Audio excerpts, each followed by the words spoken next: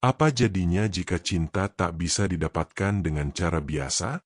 Sri, seorang wanita putus asa, nekat memakai pelet jarang goyang. Namun, saat cintanya berhasil didapat, ia tidak menyadari ada konsekuensi mengerikan yang menunggu. Mampukah ia bertahan? Desir angin sore menggerakkan daun-daun di pohon mangga tua di depan rumah Sri. Di usianya yang sudah menginjak 35 tahun, ia masih saja terjebak di rutinitas yang sama, melayani pelanggan di toko kelontong milik pamannya. Wajahnya yang biasa saja, bahkan cenderung kurang menarik, membuatnya seringkali menjadi objek kasihan atau bahkan cibiran halus dari para tetangga. Sri tidak peduli. Ia punya mimpinya sendiri, mimpi yang jauh lebih besar dari sekadar menjadi pelayan toko. Ia mendambakan seorang suami yang berwibawa, kaya, dan bisa mengangkat derajatnya di mata semua orang. Setiap hari Minggu, saat para wanita sebayanya disibukkan dengan urusan rumah tangga atau mengantar anak-anak mereka ke madrasah, Sri hanya bisa duduk di teras toko, memandangi jalanan desa yang lengang. Sesekali, matanya terhenti pada pasangan suami istri muda yang lewat, menggandeng tangan, atau menggendong bayi mereka. Perasaan iri dan kesepian menelusup ke dalam hatinya, meninggalkan bekas perih yang semakin dalam. Orang tuanya tidak pernah berhenti mendesaknya untuk segera menikah. Setiap sore, setelah toko tutup, ibunya selalu memulai percakapan yang sama. Sri, sampai kapan kamu begini? Ibu dan bapak sudah tua. Kami hanya ingin melihat kamu bahagia. Namun, bagi Sri, kebahagiaan tidak bisa didapatkan dari perjodohan yang mereka tawarkan. Ia menolak mentah-mentah saat seorang duda beranak 3, yang usianya jauh lebih tua, datang melamarnya. Ia juga menolak seorang pemuda pengangguran yang hanya bisa menawarkan cinta tanpa masa depan. Sri merasa impiannya terlalu besar untuk ditukar dengan kompromi semacam itu. Ia merasa dirinya layak mendapatkan yang lebih baik, seseorang yang bisa memberikan segalanya. Suatu sore, saat ia sedang membersihkan etalase, sebuah mobil polisi melintas. Mobil itu berhenti di depan toko, dan seorang polisi muda dengan seragam rapi dan wajah tampan turun dari mobil. Polisi itu adalah Yanto, salah satu kebanggaan desa. Ia dikenal sebagai sosok yang cerdas, berwibawa, dan sangat disegani. Yanto membeli beberapa bungkus rokok dan kopi. Sepanjang transaksi, mata Sri tak bisa lepas dari Yanto. Ia melihat bagaimana Yanto tersenyum ramah, cara bicaranya yang sopan, dan betapa tegap tubuhnya. Di saat itu juga, sebuah ide gila mulai bersemayam di benaknya. Yanto adalah sosok ideal yang selama ini ia impikan. Sayangnya, Yanto sudah beristri. Anggun, nama istrinya, dikenal sebagai wanita yang sabar dan cantik. Mereka memiliki seorang anak perempuan yang lucu dan hidup rukun di sebuah rumah sederhana di dekat balai desa. Kebahagiaan keluarga kecil Yanto adalah pemandangan yang seringkali membuat dada Sri sesak. Ia merasa hidup tidak adil. Mengapa semua yang ia inginkan justru dimiliki oleh orang lain? Malamnya, saat ia kembali ke rumah, desakan dari orang tuanya kembali datang. Kali ini lebih kuat dari biasanya. Mereka bahkan mengancam akan menjodohkannya secara paksa jika Sri tidak segera mengambil keputusan. Tekanan itu membuat Sri merasa terpojok. Ia merenung sendirian di kamarnya yang sempit. Ia memikirkan semua penolakan, semua impiannya, dan sosok Yanto yang sempurna. Keputusasaan memuncak, dan sebuah ide nekat pun muncul. Sri pernah mendengar cerita tentang seorang dukun sakti yang bisa mengabulkan permintaan dengan cara instan. Ia berpikir, jika cara normal tidak berhasil, mengapa tidak mencoba cara lain? Besok, ia akan menemui dukun itu. Sri yakin, hanya dengan cara itu, ia bisa mendapatkan apa yang selama ini ia dambakan.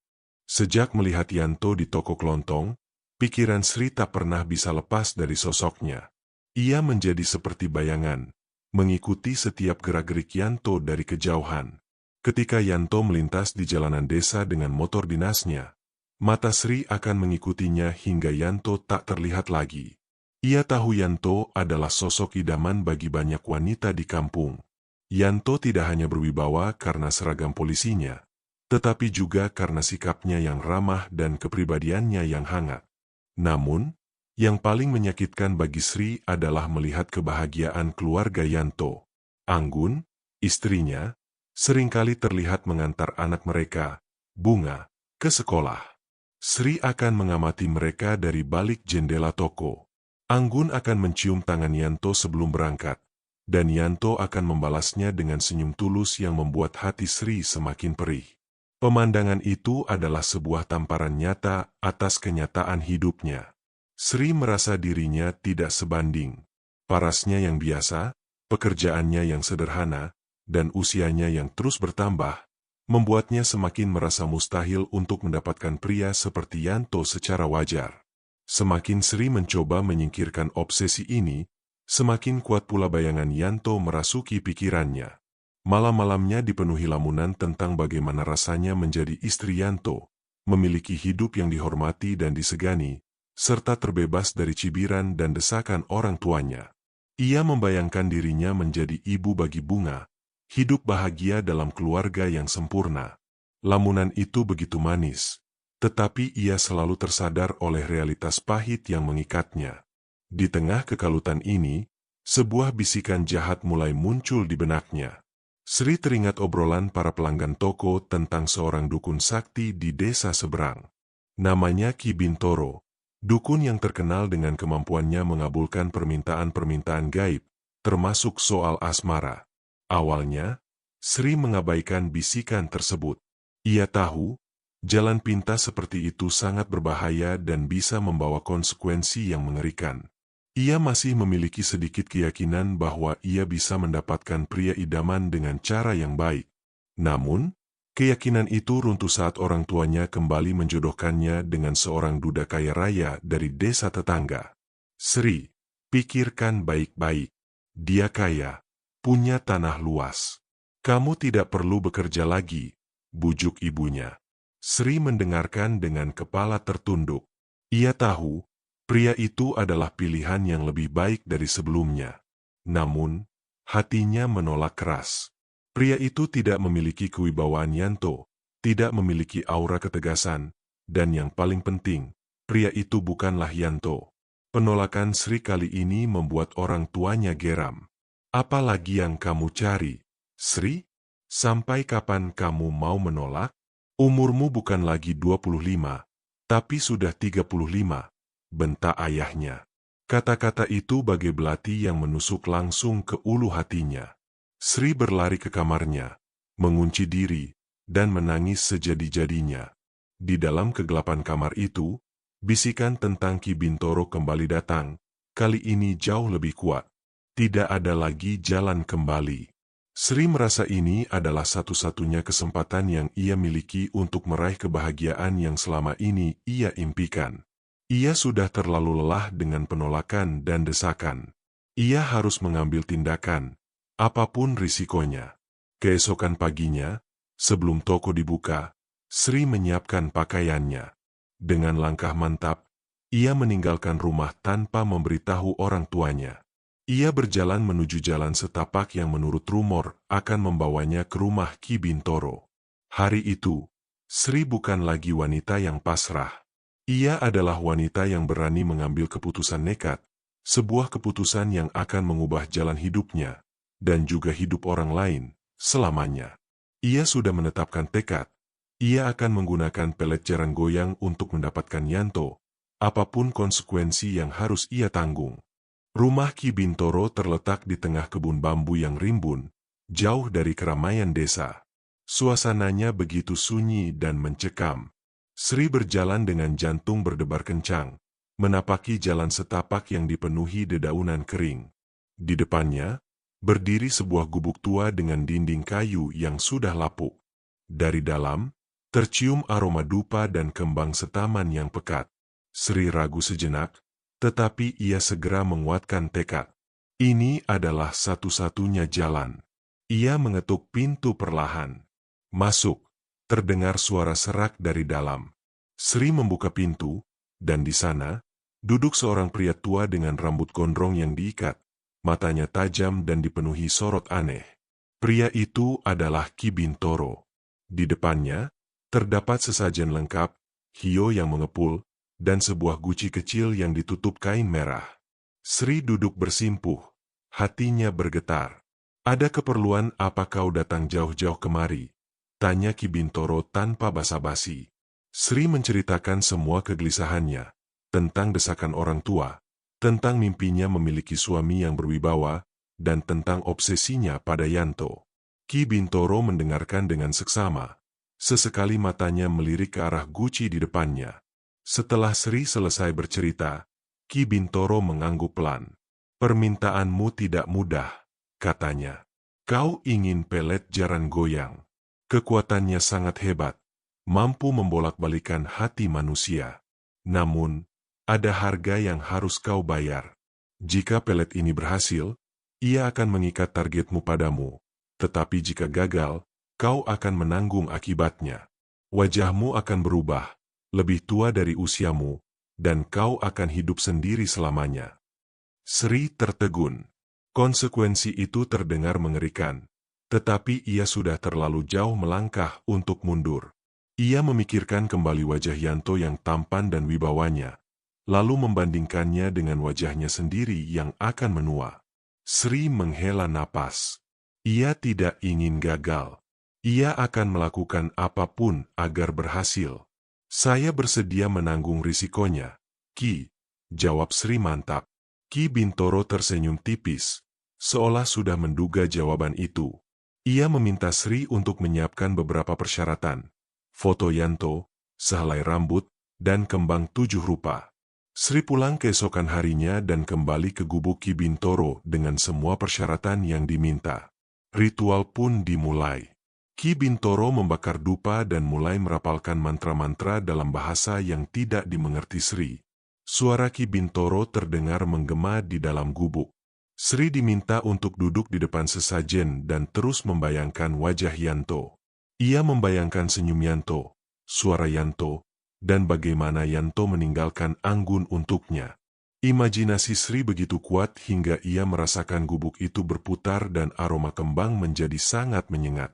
Saat mantra mencapai puncaknya, Ki Bintoro mengambil foto Yanto dan meneteskan beberapa tetes air dari guci keramat ke atasnya. Asap tebal tiba-tiba mengepul dari foto tersebut, seolah-olah ada kekuatan tak terlihat yang merasukinya. Sri merasa merinding, tetapi ia mencoba menenangkan dirinya. Ini semua untuk Yanto. Ini semua demi kebahagiaannya. Ritual selesai. Ki Bintoro memberikan sebuah kain kecil berisi sisa kembang dan beberapa bubuk kepada Sri. "Ini adalah syarat terakhir. Kau harus membubuhkan bubuk ini ke minuman Yanto.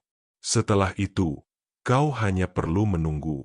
Jika dalam 3 hari Yanto mendatangimu, pelet ini berhasil. Jika tidak, kau akan menanggung akibatnya." Sri menerima kain itu dengan tangan gemetar.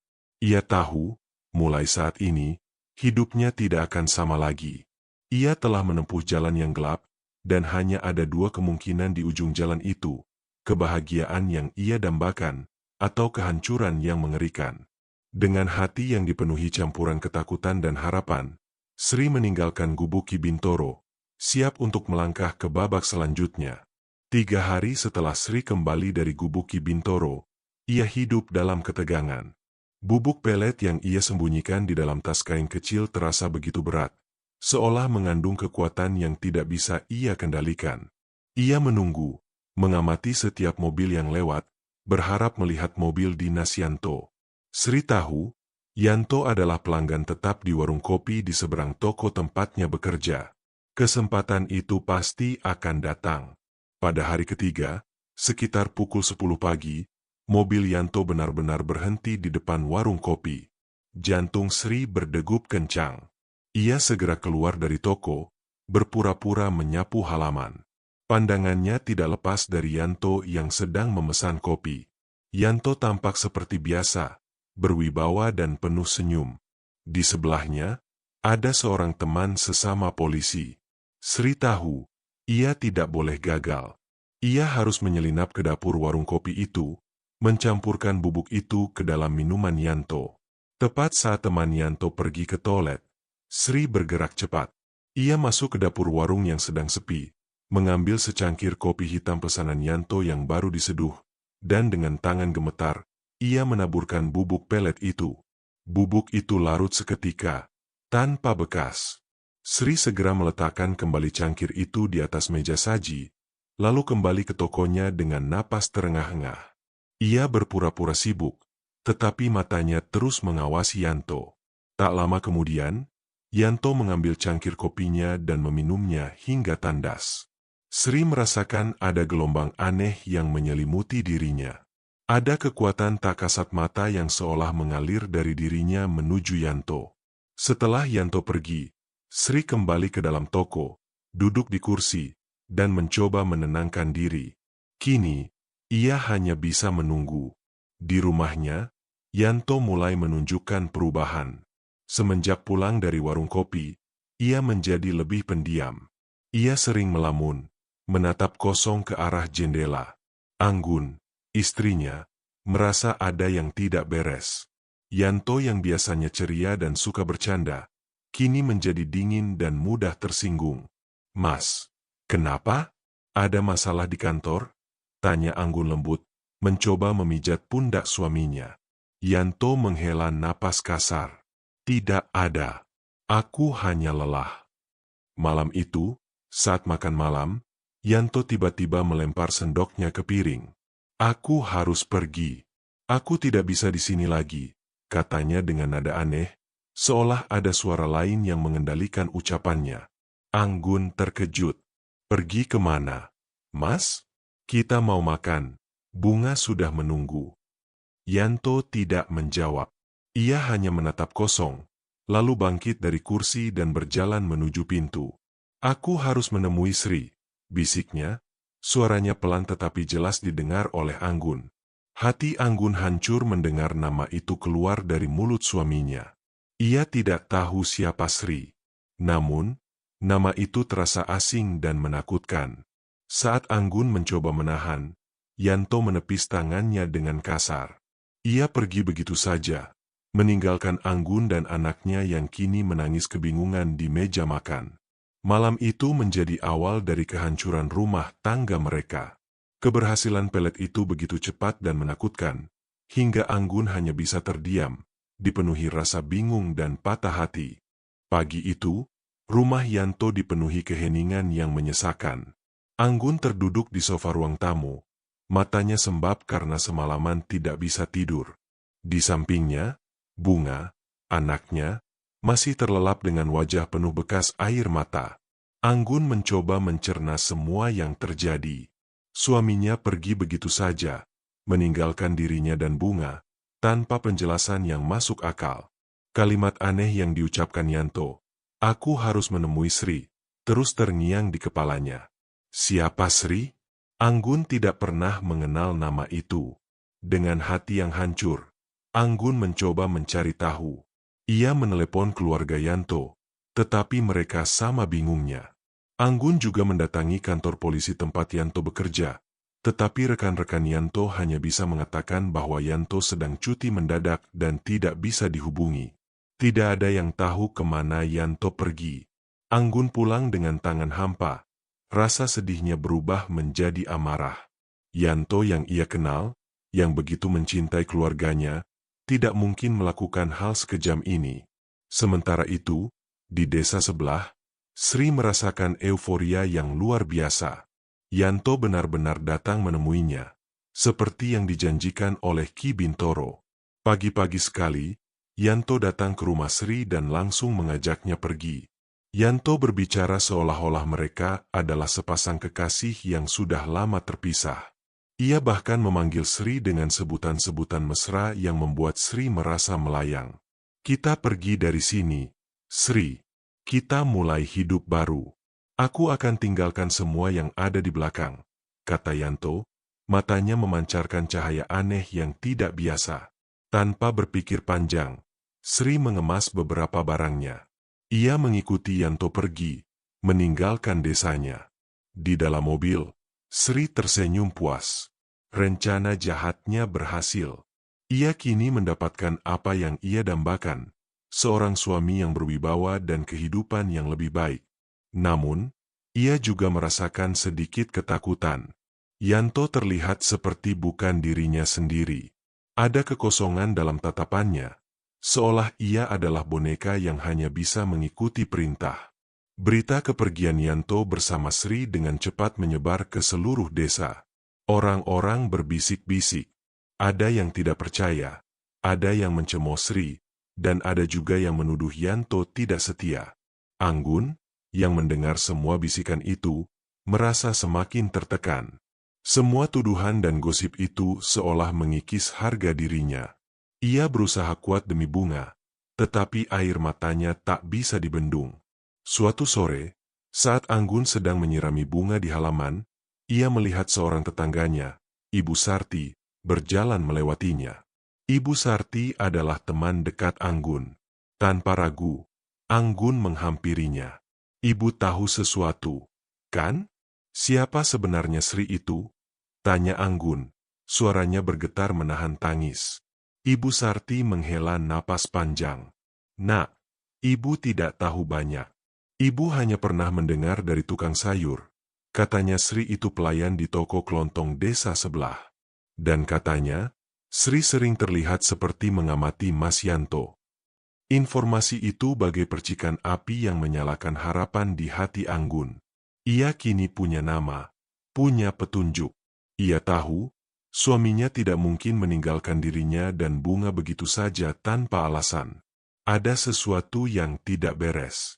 Kepergian Yanto bukanlah pengkhianatan, melainkan sebuah misteri yang harus ia pecahkan. Ia tidak akan menyerah. Ia bertekad untuk menemukan Yanto dan mengembalikan suaminya, apapun caranya. Keesokan harinya, Anggun memulai pencariannya. Dengan langkah mantap, ia mendatangi Kiai Sepuh yang dihormati di desa mereka. Kiai Hasan, namanya. Beliau dikenal memiliki ilmu spiritual yang tinggi dan sering membantu orang-orang yang tertimpa masalah berat. Anggun menceritakan semua kejadian, mulai dari perubahan sikap Yanto yang mendadak, kalimat aneh yang diucapkannya, hingga nama Sri yang tak pernah ia dengar sebelumnya. Kiai Hasan mendengarkan dengan penuh perhatian. Sesekali matanya terpejam seolah sedang meraba sesuatu yang tak kasat mata. Setelah Anggun selesai bercerita, Kiai Hasan membuka matanya perlahan. Nak Anggun, katanya dengan suara tenang. Ada kekuatan yang tidak wajar menyelimuti suamimu. Energi gelap itu sangat kuat, sudah merasuki akal sehatnya. Maksud Bapak, Yanto dipelet? Tanya Anggun, nyaris tak percaya. Kekhawatiran yang selama ini hanya samar-samar di benaknya kini terucap menjadi sebuah kenyataan pahit. Kiai Hasan mengangguk. Ya, pelet yang digunakan bukan sembarangan. Ini pelet jaran goyang, sebuah ilmu hitam yang sangat kuat. Tujuannya adalah membolak-balikan hati, membuat seseorang tunduk dan mencintai pemakainya secara membabi buta. Pelakunya pasti menginginkan suamimu dengan cara yang tidak wajar. Hati Anggun terasa hancur, tetapi di saat yang sama ia merasa sedikit lega. Setidaknya, kini ia tahu penyebabnya. Yanto tidak mengkhianatinya dengan sengaja. Ia adalah korban. Anggun meneteskan air mata. Kali ini bukan karena kesedihan, melainkan karena amarah yang mendalam pada orang yang telah merusak keluarganya. Apa yang harus saya lakukan, Bapak Kiai? Saya tidak mau menyerah. Saya harus menyelamatkan suami saya, ujar Anggun dengan suara bergetar namun penuh tekad. Kiai Hasan tersenyum melihat keteguhan hati Anggun. Tekadmu sangat kuat. Nak, itu adalah modal yang paling penting. Namun, untuk melepaskan pelet sekuat ini, kita butuh bantuan khusus. Ada seorang dukun di desa seberang yang memiliki ilmu penangkalnya. Namanya Ki Jaga. Dukun itu sudah lama meninggalkan praktik ilmu hitam dan kini mengabdikan ilmunya untuk membantu orang. Kiai Hasan kemudian menjelaskan bahwa pelet jaran goyang sangat sulit dilepaskan. Butuh ritual khusus dan niat yang tulus. Anggun harus siap secara mental dan spiritual. Anggun mengangguk mantap. Ia tidak peduli seberapa berat prosesnya. Ia hanya ingin Yanto kembali. Keesokan harinya, Anggun dan Kiai Hasan pergi menuju rumah Ki Jaga. Ditemani Kiai Hasan, Anggun merasa lebih tenang. Rumah Ki Jaga juga terletak di tempat yang terpencil, dikelilingi pohon-pohon rindang. Ki Jaga menyambut mereka dengan ramah. Ia adalah pria paruh baya yang terlihat bijaksana. Setelah mendengar penjelasan dari Kiai Hasan, Ki Jaga mengangguk mengerti. "Saya akan bantu," ujarnya. "Ritual ini akan berat, Nak. Kekuatan pelet itu akan melawan. Ada kalanya kau akan merasa lelah, sedih, atau bahkan digoda oleh suara-suara aneh. Tapi kau harus tetap fokus pada satu tujuan, membebaskan suamimu." Anggun memandangi wajah Ki Jaga yang teduh, lalu mengangguk yakin. Ia sudah siap. Ia sudah bertekad. Ia akan berjuang melawan kekuatan gelap itu demi Yanto, demi Bunga, demi keluarga kecil mereka yang hancur. Perjalanan Anggun untuk memulihkan kebahagiaan keluarganya kini telah dimulai. Ki Jaga membawa Anggun ke sebuah ruangan khusus di belakang rumahnya. Ruangan itu sederhana, hanya beralaskan tikar pandan dan di tengahnya terdapat sebuah nampan berisi kembang setaman, air dalam wadah tanah liat, dan sebuah lilin yang menyala. Bau dupa kembali tercium, tetapi kali ini terasa lebih menenangkan, tidak seseram saat Sri mendatangi Ki Bintoro. "Duduklah, Nak Anggun," ujar Ki Jaga dengan suara lembut. "Letakkan foto suamimu di depanmu. Pejamkan mata, dan bayangkan wajahnya. Panggil namanya dalam hatimu dengan tulus." Anggun duduk bersila, tangannya memegang foto Yanto. Ia memejamkan mata, berusaha mengabaikan segala ketakutan yang merayapi dirinya. Di dalam batinnya, ia memanggil nama Yanto. Ia membayangkan kembali saat-saat bahagia mereka, tawa Yanto, pelukan Yanto, dan bagaimana Yanto selalu menjadi suami dan ayah yang baik. Air mata menetes di pipi Anggun, bukan karena kesedihan, melainkan karena rindu dan tekad untuk mengembalikan Yanto. Ki Jaga mulai merapalkan mantra-mantra penangkal. Suaranya terdengar seperti bisikan angin yang menyejukkan. Sementara itu, di sebuah tempat yang jauh, di sebuah kamar kontrakan yang mereka sewa, Yanto tiba-tiba merasakan sakit kepala hebat. Pandangannya mulai kabur, dan ia mendengar suara-suara asing di telinganya. Suara-suara itu saling berbisik, menyuruhnya untuk tidak meninggalkan Sri. Sri, yang saat itu berada di sampingnya, melihat Yanto merintih kesakitan. Ia merasakan kekuatan peletnya bergetar, seperti ada sebuah kekuatan lain yang mencoba merusak ikatan mereka.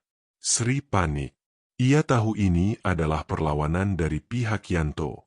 Ia segera mengambil sebuah kain kecil dari dalam tasnya, kain yang diberikan Ki Bintoro sebagai penambah kekuatan. Ia menggenggamnya erat, merapalkan doa-doa dalam hati, mencoba mempertahankan kendali atas Yanto. Kembali ke rumah Ki Jaga, ritual semakin intens. Lilin di depan Anggun berkedip-kedip kencang, nyaris padam. Aroma kembang menjadi sangat kuat, dan ruangan itu terasa dingin. Anggun tiba-tiba mendengar bisikan di telinganya. "Tinggalkan saja dia. Dia sudah tidak mencintaimu." Suara itu terdengar seperti suara Yanto, tetapi penuh kebencian. Hati Anggun sempat goyah, tetapi ia segera teringat kembali pada pesan Ki Jaga. Ia tidak boleh menyerah. Anggun membuka matanya sebentar, melihat lilin yang hampir padam, lalu memejamkannya kembali. Ia membayangkan Yanto sedang diselimuti oleh kabut gelap.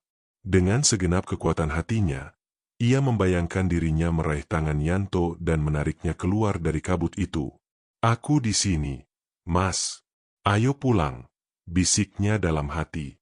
Tekadnya begitu kuat hingga ia bisa merasakan getaran dari foto yang dipegangnya. Ki Jaga, yang melihat keteguhan hati Anggun, tersenyum. Ia tahu, hati yang tulus adalah penangkal terkuat dari segala ilmu hitam. Ki Jaga menyelesaikan mantranya dengan sebuah hembusan napas panjang ke arah lilin, membuat nyalanya kembali membesar dan terang. Di tempat Yanto, sakit kepala itu mereda. Bisikan-bisikan jahat itu menghilang. Ia membuka matanya, menatap Sri di sampingnya dengan pandangan kosong. Kebingungan merayap di wajah Yanto. Ia tidak mengenali Sri. Dan yang paling penting, ia tidak tahu mengapa ia ada di sana. Pertarungan antara kekuatan pelet dan ketulusan hati Anggun telah mencapai puncaknya. Dan akhirnya, pelet itu pun mulai retak. Yanto terdiam di atas kasur. Matanya menatap kosong ke langit-langit kamar kontrakan yang pengap. Sakit kepala hebat yang ia rasakan perlahan mereda, digantikan oleh kebingungan yang luar biasa. Ia menoleh ke samping, melihat Sri yang sedang duduk di kursi, menggenggam erat sebuah kain kecil di tangannya. Ia tidak mengenali wanita itu. Siapa dia? Mengapa mereka berada di tempat yang asing ini? Ingatan terakhir Yanto adalah makan malam bersama Anggun dan Bunga. Lalu segalanya menjadi kabur. Sri, siapa kamu? Tanya Yanto, suaranya serak dan pelan. Mendengar pertanyaan itu, Sri terkejut. Kain yang ia genggam jatuh ke lantai. Ia segera mengambilnya, mencoba menyembunyikannya, tetapi ia tahu segalanya sudah terlambat. Kekuatan yang ia yakini dapat mengendalikan Yanto telah lenyap. Ia melihat Yanto menatapnya dengan tatapan asing, bukan lagi tatapan penuh cinta buta seperti sebelumnya. Mas Yanto, ini aku, Sri. Kita sudah bersama, jawab Sri, suaranya bergetar. Bersama. Yanto mengerutkan dahinya. Aku tidak kenal kamu. Di mana Anggun? Di mana anakku? Pertanyaan itu bagai pisau tajam yang menusuk hati Sri. Ia tahu, peletnya telah gagal. Kini, ia hanya melihat kemarahan dan kebingungan di mata Yanto, bukan lagi cinta yang ia dambakan. Sri mencoba meraih tangan Yanto, tetapi Yanto menepisnya. Jangan sentuh aku. Aku mau pulang. Yanto bangkit berdiri. Rasa bersalah dan panik melanda dirinya. Ia menoleh ke sekeliling, menyadari bahwa ia telah meninggalkan istri dan anaknya selama beberapa hari. Di mana saja ia selama ini? Apa yang ia lakukan? Sri mencoba menjelaskan, tetapi setiap kata yang ia ucapkan hanya membuat Yanto semakin marah. Yanto tidak bisa menerima kenyataan bahwa ia telah begitu saja meninggalkan keluarganya. Ini pasti ulahmu, teriak Yanto. Kau yang telah membuatku pergi. Di tengah keributan itu, Yanto mengambil kunci motornya. Ia tidak peduli lagi dengan Sri atau kebingungan yang menyelimutinya. Yang terpenting baginya adalah pulang, menemui Anggun dan Bunga. Ia bergegas keluar, meninggalkan Sri yang kini terduduk di lantai kamar, menangis histeris. Air matanya bukan lagi air mata kebahagiaan, melainkan air mata kekalahan. Yanto mengendarai motornya dengan kecepatan tinggi. Di sepanjang perjalanan pulang, ia mencoba merangkai kembali ingatannya. Sebagian besar ingatannya kosong, seolah-olah ada lubang hitam di dalam benaknya. Ia hanya mengingat perasaan aneh yang membawanya pergi dari rumah, perasaan yang kini telah hilang sepenuhnya, digantikan oleh penyesalan yang mendalam. Sesampainya di rumah, hari sudah malam. Yanto melihat lampu ruang tamu masih menyala. Ia membuka pintu perlahan, dan di sana, ia melihat Anggun sedang tertidur di sofa, Bunga berada di dalam pelukannya. Yanto berdiri di ambang pintu, menatap istri dan anaknya. Di dalam hatinya, ia merasa hancur. Ia tidak tahu bagaimana caranya meminta maaf, bagaimana caranya menjelaskan semua yang terjadi. Namun, satu hal yang ia yakini, ia tidak akan pernah lagi meninggalkan mereka. Ia telah kembali. Sri kembali ke kamar kontrakan yang kini terasa hampa. Genggaman tangannya pada kain kecil berisi bubuk pelet mengendur. Ia menatap cermin di hadapannya. Pantulan wajahnya masih sama, tetapi ia merasakan sensasi aneh. Ada rasa panas yang merambat dari dalam, seperti api yang membakar kulitnya. Ia menyentuh pipinya, dan rasa panas itu semakin menjadi-jadi. Di desa, Sri pernah diperingatkan oleh Ki Bintoro bahwa pelet jarang goyang memiliki risiko besar. Jika gagal, pelet itu akan berbalik, menghukum pemakainya dengan konsekuensi yang mengerikan. Sri mencoba meyakinkan dirinya bahwa itu hanyalah mitos, cerita menakutkan untuk membuat orang-orang takut. Namun, rasa panas di wajahnya terus meningkat, dan ia mulai merasakan nyeri yang teramat sangat. Panik, Sri membasuh wajahnya dengan air. Namun, air dingin itu tidak meredakan panasnya, justru terasa seperti menyiram api.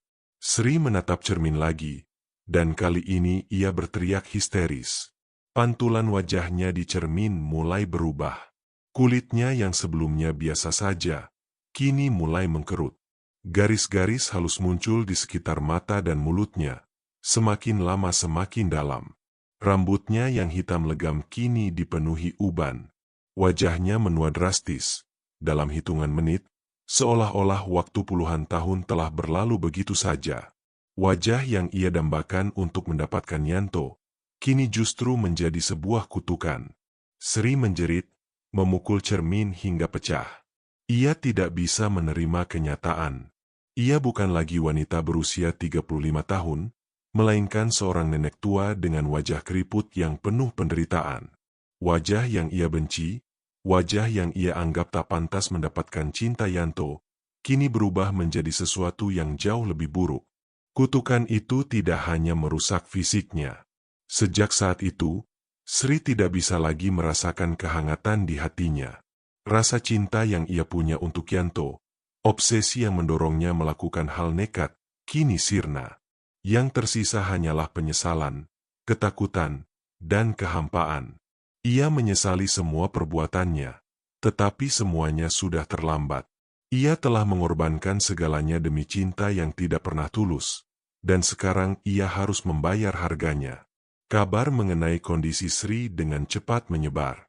Tetangga-tetangga yang penasaran datang mengintip dan melihat sendiri wujud Sri yang mengerikan. Mereka berbisik-bisik, menuduh Sri telah menggunakan ilmu hitam, dan menganggap penampilannya yang menua adalah hukuman setimpal. Sri tidak bisa lagi tinggal di sana. Dengan wajah yang penuh aib, ia memutuskan untuk kembali ke desa asalnya. Ia berjalan tertatih-tatih, menyusuri jalanan desa yang kini terasa asing. Pandangan mata orang-orang yang melihatnya penuh dengan rasa takut dan jijik. Mereka bersembunyi di balik pintu, berbisik-bisik saat ia lewat. Tidak ada yang berani mendekat, apalagi menolong. Sri kini benar-benar sendiri, hidup dalam kesunyian dan penyesalan yang mendalam. Ia telah mendapatkan apa yang ia inginkan, tetapi dengan cara yang salah, dan kini ia harus menanggung akibatnya seumur hidup. Anggun terbangun dari tidurnya di sofa karena merasakan sebuah sentuhan lembut di keningnya. Saat membuka mata, ia melihat Yanto duduk di sampingnya, wajahnya dipenuhi raut penyesalan. Anggun sontak bangkit dan menatap suaminya. Tidak ada lagi sorot kosong dan dingin seperti beberapa hari lalu. Yanto yang ia kenal telah kembali. "Mas, kamu sudah pulang?" tanya Anggun, suaranya tercekat. Air mata kebahagiaan tak terbendung mengalir di pipinya. Yanto mengangguk pelan. "Aku pulang, Ngun. Maafkan aku." Ia meraih tangan Anggun, menggenggamnya erat. "Aku tidak tahu apa yang terjadi. Yang aku ingat, aku sedang makan malam dengan kalian, lalu semuanya gelap. Saat aku sadar, aku sudah di tempat asing dengan Sri." Anggun menghela napas lega. Ia tahu suaminya tidak berbohong. Kisah yang diceritakan Yanto cocok dengan penjelasan dari Kiai Hasan dan Ki Jaga.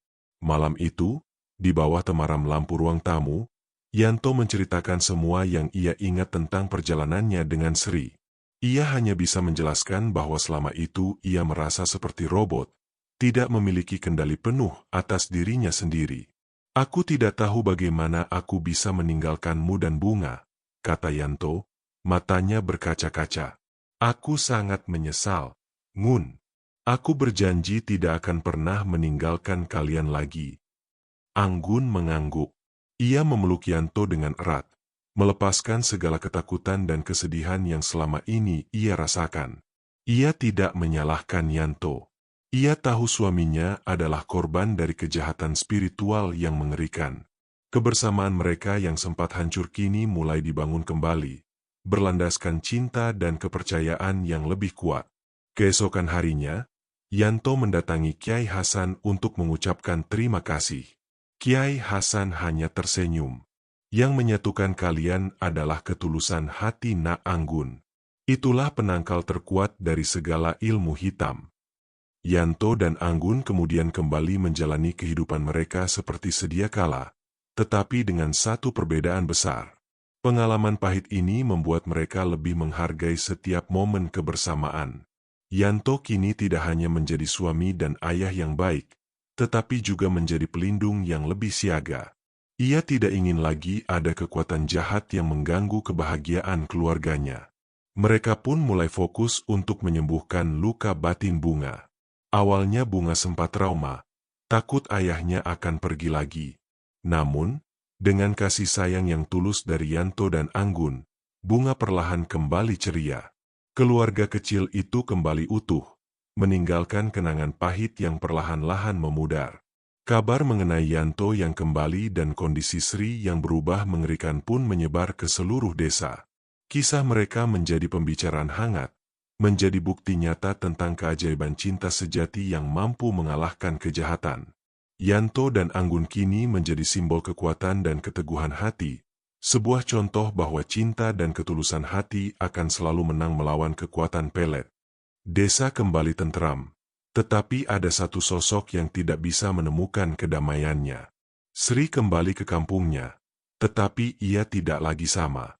Wajahnya yang keriput dan menua drastis membuatnya menjadi aib. Ia tak berani lagi keluar rumah. Ia menjadi bahan gunjingan para tetangga, yang kini memanggilnya dengan julukan Nenek Sihir. Orang tua Sri yang melihat kondisi anaknya merasa sangat sedih dan malu. Mereka tidak tahu apa yang harus mereka lakukan. Mereka mencoba membujuk Sri untuk berobat, tetapi Sri selalu menolak. Ia tahu, penyakitnya bukanlah penyakit fisik, melainkan kutukan dari pelet yang ia gunakan. Penyesalannya begitu dalam hingga ia merasa pantas menerima hukuman itu. Suatu hari, seorang tetangga yang penasaran menceritakan apa yang terjadi pada Sri ke Anggun. Anggun merasa iba, meski Sri sudah mencoba menghancurkan keluarganya. Namun, ia memilih untuk tidak ikut campur. Ia menyadari bahwa nasib Sri adalah konsekuensi dari perbuatannya sendiri, dan ia tidak memiliki hak untuk menghakimi atau mengasihani. Beberapa bulan berlalu, Yanto dan Anggun kembali hidup normal. Mereka menghabiskan waktu bersama, mencoba membangun kembali keharmonisan yang sempat hilang. Yanto belajar dari kesalahannya, menjadi suami dan ayah yang lebih baik. Anggun pun tumbuh menjadi wanita yang lebih kuat dan tegar. Mereka berdua sering bercerita tentang kisah mereka, menjadikannya pelajaran berharga bagi anak-anak mereka kelak. Di sisi lain, Sri hidup dalam kesendirian. Tidak ada lagi impian tentang suami kaya dan berwibawa, tidak ada lagi ambisi untuk dihormati orang. Ia hanya punya satu keinginan, yaitu kembali ke masa lalu dan memperbaiki semua kesalahannya. Namun, itu tidak mungkin. Ia harus hidup dengan wajahnya yang mengerikan, sebuah pengingat abadi akan keserakahan dan perbuatan nekatnya.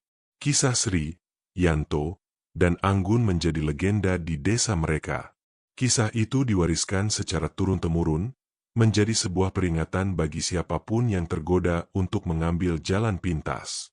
Mereka percaya, cinta sejati tidak bisa didapatkan dengan cara curang. Ia harus tumbuh dari ketulusan hati, kesabaran, dan kepercayaan. Sementara itu, Sri terus menua dalam kesendirian. Wajahnya semakin keriput, rambutnya semakin memutih, dan pandangannya semakin kosong. Ia menatap cermin, bukan lagi dengan rasa benci, melainkan dengan penerimaan yang pahit. Ia tahu, inilah akhir dari perjalanannya. Di balik semua kegelapan yang ia alami, ia akhirnya mengerti bahwa kebahagiaan sejati tidak bisa dibeli dengan pelet, melainkan harus dibangun dari dalam diri sendiri. Kisah Sri, Yanto, dan Anggun menjadi legenda yang abadi di desa mereka. Cerita ini tidak hanya tentang cinta segitiga yang rumit, tetapi juga sebuah pelajaran berharga tentang konsekuensi dari keserakahan, iri hati, dan jalan pintas yang berbahaya. Sri, yang terobsesi dengan impian semu, memilih untuk menggunakan cara yang curang demi mendapatkan apa yang ia inginkan. Ia percaya bahwa kebahagiaan bisa dibeli, dicuri, atau dipaksakan. Namun, ia justru menemukan bahwa kebahagiaan sejati tidak bisa didapat dengan cara-cara kotor. Penggunaan pelet itu tidak hanya menghancurkan hidup Yanto dan Anggun sementara waktu, tetapi juga menghancurkan hidupnya sendiri secara permanen. Wajahnya yang menua drastis adalah simbol nyata dari karma, sebuah hukuman atas perbuatannya yang dipenuhi ambisi gelap. Di sisi lain, kisah Yanto dan Anggun mengajarkan kita tentang kekuatan cinta yang tulus dan kesabaran. Cinta mereka diuji oleh kekuatan gaib yang mengerikan, tetapi Anggun tidak menyerah. Ia berjuang dengan segenap hati, bukan dengan sihir, melainkan dengan ketulusan dan tekad yang kuat. Ia percaya pada suaminya, dan ia tahu bahwa Yanto adalah korban. Kisah mereka membuktikan bahwa ikatan cinta yang sejati tidak bisa dipatahkan oleh kekuatan apapun, selama ada kepercayaan dan niat yang tulus untuk mempertahankannya. Pada akhirnya, hidup Sri adalah pengingat yang menyedihkan bagi semua orang. Ia hidup dalam kesendirian, dihantui oleh penyesalan yang tak berujung. Wajahnya yang menua menjadi cerminan dari jiwanya yang rusak, sebuah konsekuensi pahit karena ia memilih jalan yang salah. Sementara itu, Yanto dan Anggun melanjutkan hidup mereka dengan penuh rasa syukur. Pengalaman pahit itu justru membuat hubungan mereka semakin kuat. Mereka mengerti bahwa kebahagiaan adalah anugerah yang harus dijaga, dibangun, dan dirawat setiap hari. Mereka adalah bukti bahwa kebaikan akan selalu menang, dan kejahatan, betapapun kuatnya, pada akhirnya akan membawa kehancuran bagi pelakunya sendiri.